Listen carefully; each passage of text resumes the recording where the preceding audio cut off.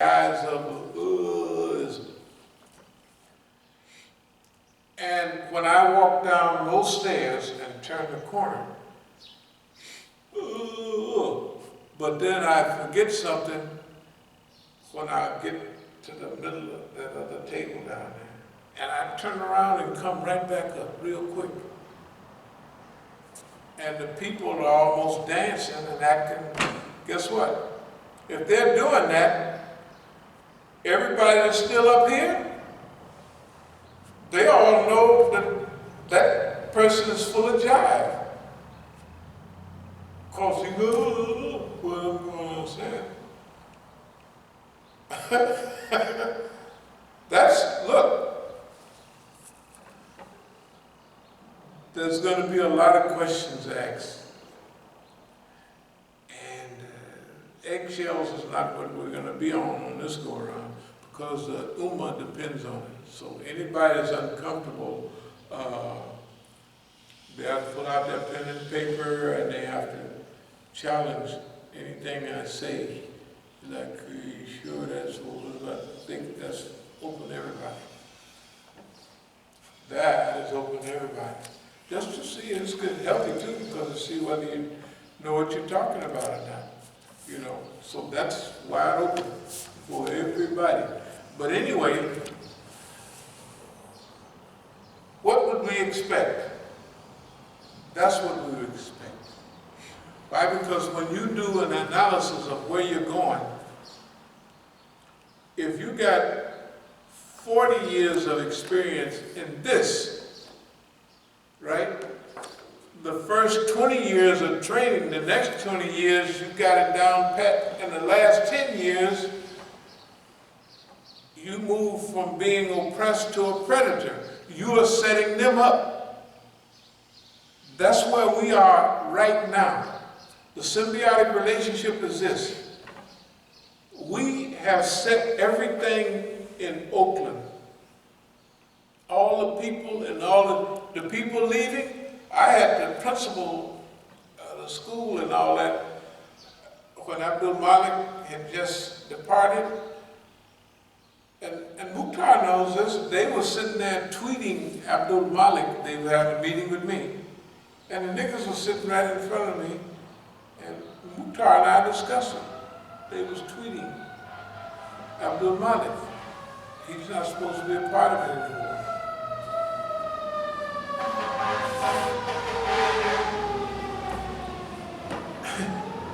The school. This is a guy, Arab guy there. They own a store on that Imam.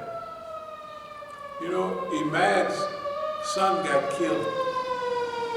And he put a $25,000 reward for anything. He had it up for several years. They say that the Mexican guys killed him because if you have little Arab teenagers and young people selling drugs, and you got Mexicans taking over by huge numbers, the only people that can legally sell drugs is Negroes and Mexicans. Right? This is what they think.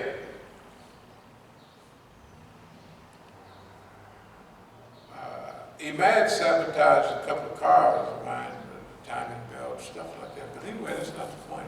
He led the prayer for over 20 years in our Masjid, the Fajr prayer every morning for a long time, a couple of decades. Last time I saw him, maybe a couple of years ago, they told me his two nephews, it might have been 3 or 4, but I hope I keep it at 2. They got killed also. And he was looking, when I had told him that, okay, we have the Masjid here, we have all other property down there. We're going to take the 8109 and make it a masjid for the Mexican American community, and the one next to it, now these are big places, is a center, we'll call it Dar al-Wahda, for the Arabs, because there's a huge Arab community. So I told him this, and I made this talk with Juma that, okay, that's what we're going to do. This was 2002, 12, something like that, just before all this fitness started in 2013. So they want to stop that. Now remember, that means the Spanish-speaking people can come and they can have a masjid and they can do their own thing. The Arabs, who some of them, especially the wives and people, they still only speak Arabic. And so they're gonna, and all the Arab places, they're gonna speak Arabic anyway. So we're gonna give you, and if you want to, you can, there's no charge for rent. You gotta listen to this. It's already laid out. I bought a wall carpet in the back of each one of them places and all. They fixed up anyway.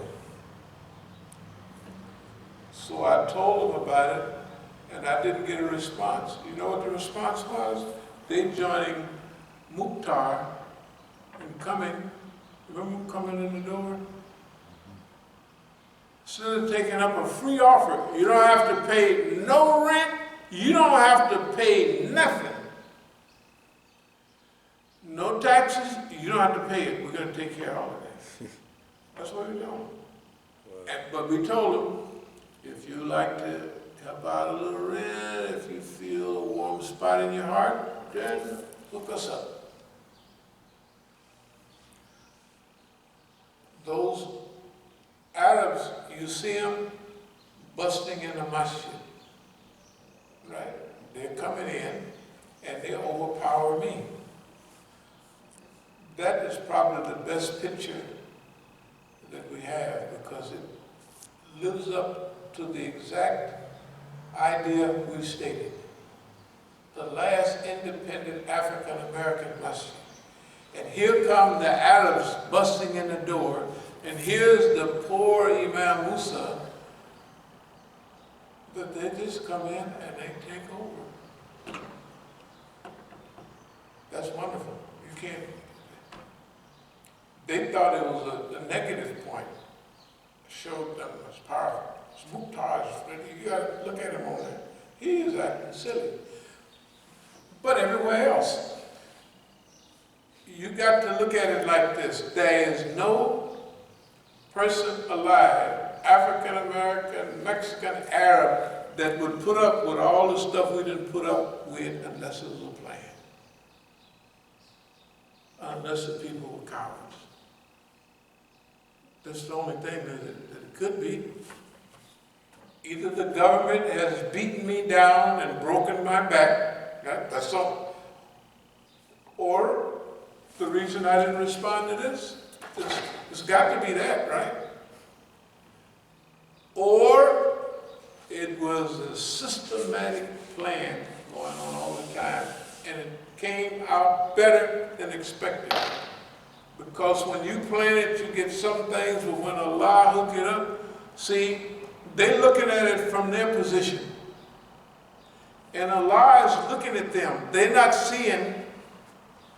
Now, tafweed means you trusting in what you're doing. You trust in Allah in what you're doing. You're not responding to yourself. If you respond to yourself, the minute they walked in, you will say, what? What's y'all talking about? Like in one of my sons, they want to do something. I said, stand down. That's what I'm telling them. I said, I do this all the time.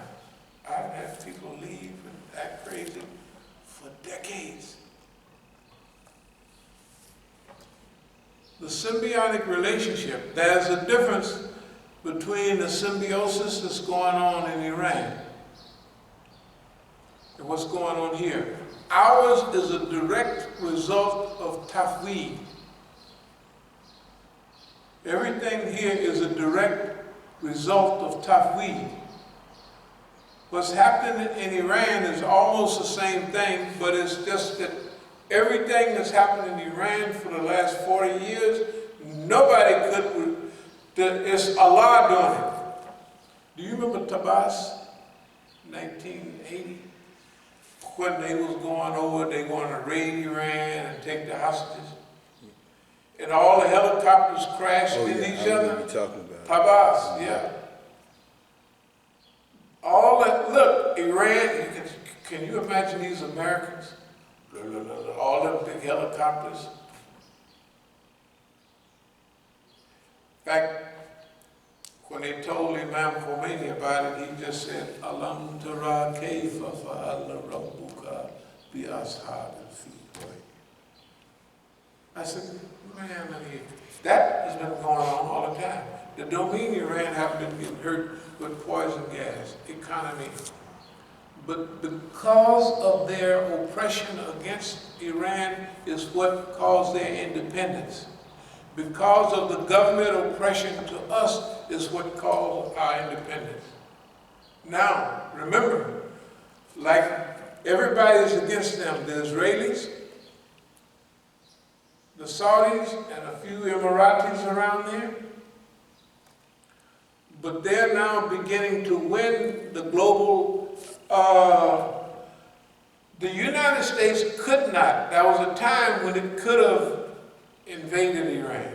Not invaded, attacked. I don't believe it's possible now. There's too many bad. The 2 ships that was hit last month, what did the people say?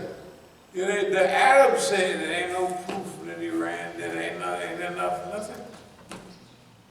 Now they're in good shape. Now us, we're going back to California. That's why we're restating our case.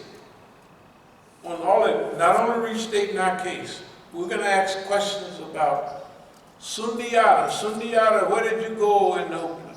Did you go to Sacramento? Was you everywhere all around the country almost, including in D.C.? Right, when his wife went to Howard, and now you're over at the dark house, they call it the lighthouse. Where are you at now? What have you been doing? It's not only that. This is a systematic probe. Now, if you remember, we have tried to weave a way around doing what we're doing now, because we didn't always brought up, well, we just want to get the doors open for people to come and do whatever. But that wasn't a job. Somebody in the world had to show the world you don't have to be afraid of America anymore. Somebody had to be there. You got to remember, at the crumbling of the U.S. empire, Iran is still there standing tall. They're going to get the credit for the breaking down of the U.S. empire overseas. Here in America, we're not going to get it. We already got, everybody knows who we are and what we stand for.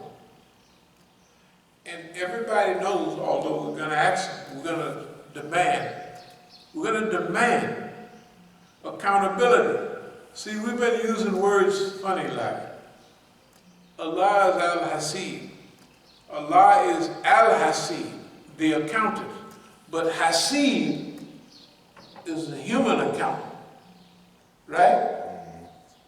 There has to be a human accountant in this world at this time to have them account. Now, who lasted enough time? Did the Dar al-Islam movement last enough time? They didn't even know what hit them. They was going, bam, that's all. Nobody knew what hit them.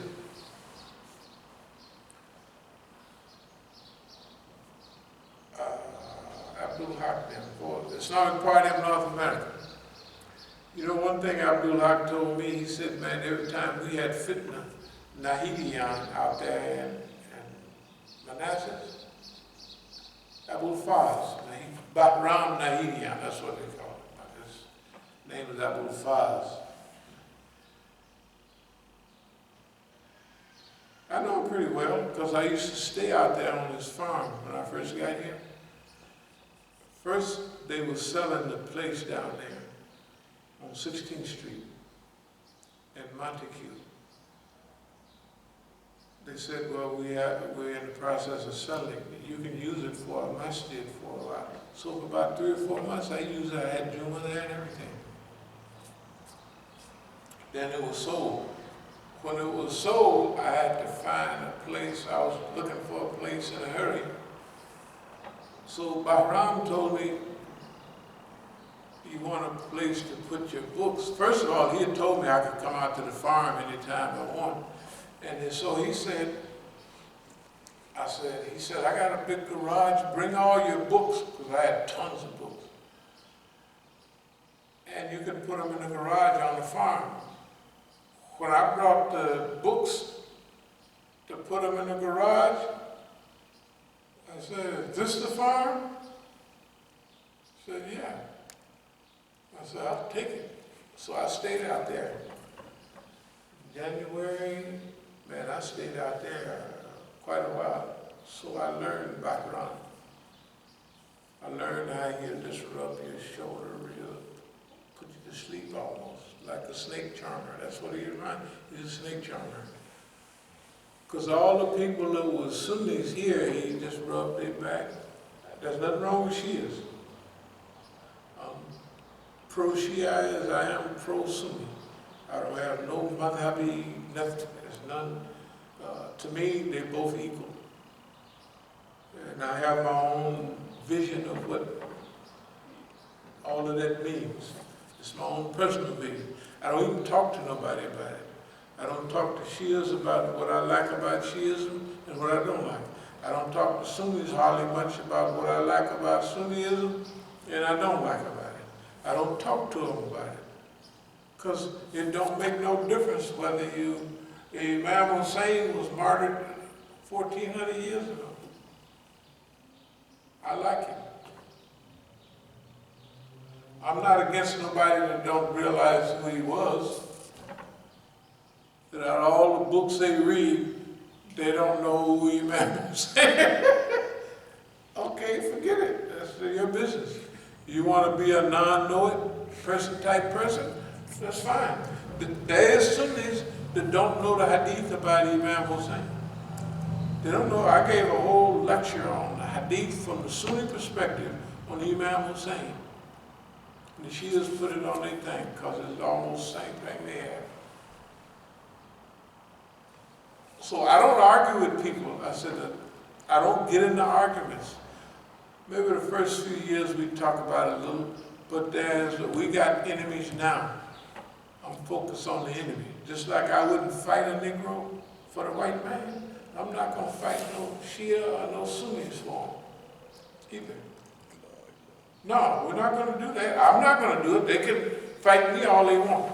But in the meantime, one thing Abdul Haq said, everywhere we looked when something happened over 40 years ago, they looked up and that was Bahram right in the middle of it, Nahidian, back then. There's other things about, see, when you do something like, say, to an Iranian general or something that was over here, and, and you go over and you might talk to people.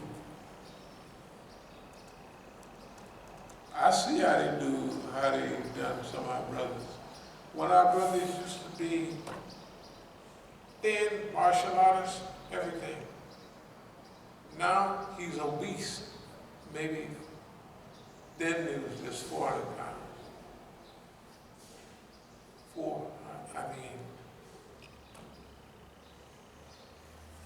See, exile do stuff to you.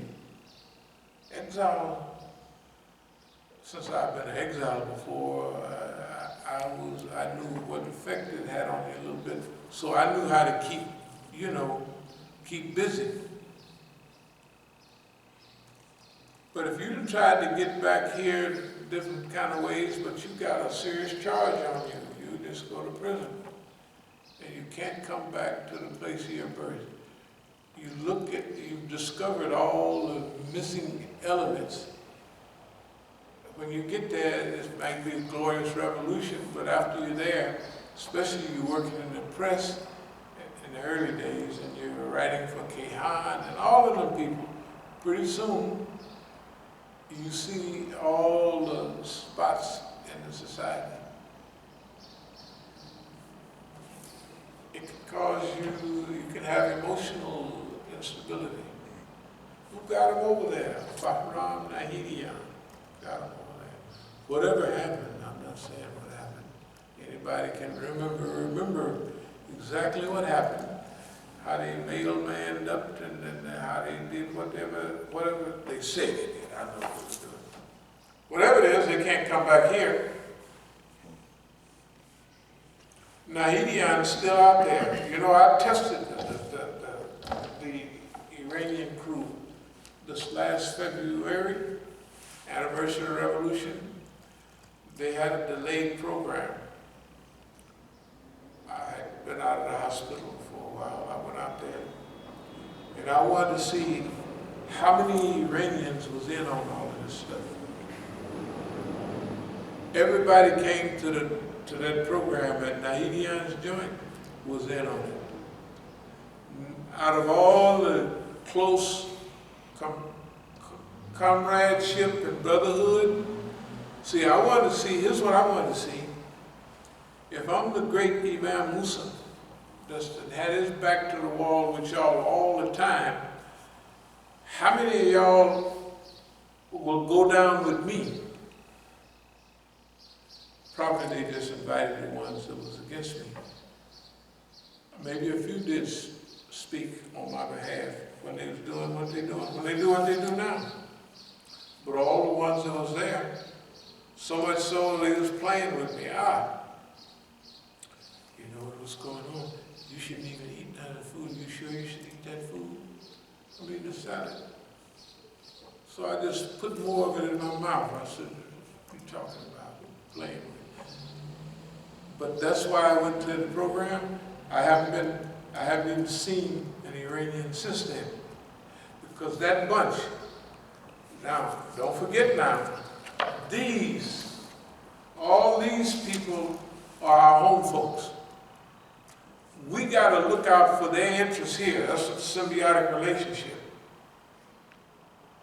We're getting ready to become well known enough to where we'll be able to speak publicly and people listen to it.